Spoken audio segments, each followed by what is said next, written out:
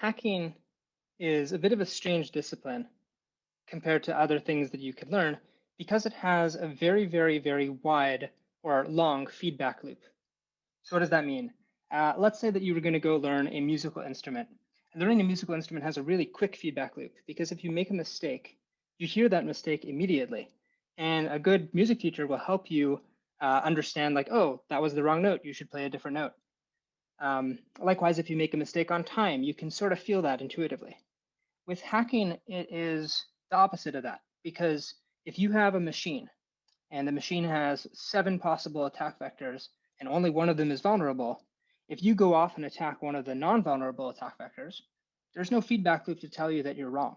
There's no way to know that what you're doing at that moment isn't going to pan out.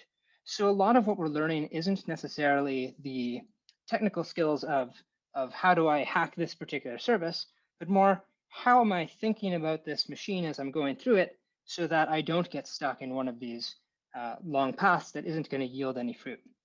Um, it isn't really so. On one hand, we're trying to teach information, so we're trying to teach like what does hacking SSH mean? What does it mean to attack web applications?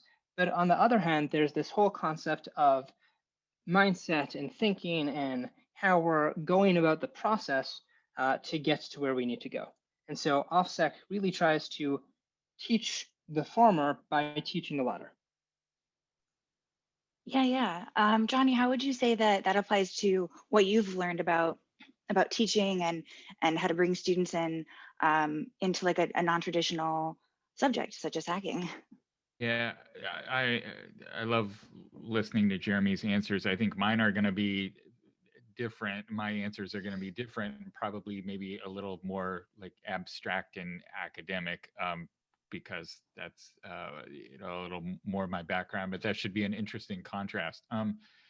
So I want to start with education theory being a very young field. So we've only been trying to understand how people learn and how to teach people for about 100 years or so. So um, ask me these questions again next year, I might have totally different answers. But having said that, I think what's unique about a course like this or a field of study like this is that we have to prepare students for situations that we know for certain that we cannot show them.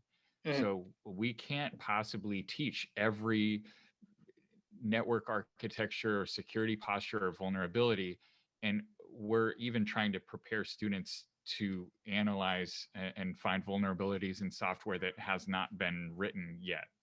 That makes this a really unique sort of set of problems to solve. So most of the education we experience in our life relies on what's called a banking model. So a teacher will deposit information into a student's head, and then the same way that you deposit money into a bank. And then at the end of the class, you uh, check the account balance and you see if what you deposited earlier is still there. So in biology class, they tell you what a mitochondria is, in week 4, and then in the final exam, they say what is the mitochondria. So um, we can't use that model here.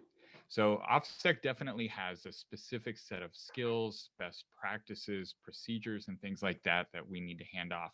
But we know that our students need more than that. So we can't use that traditional model.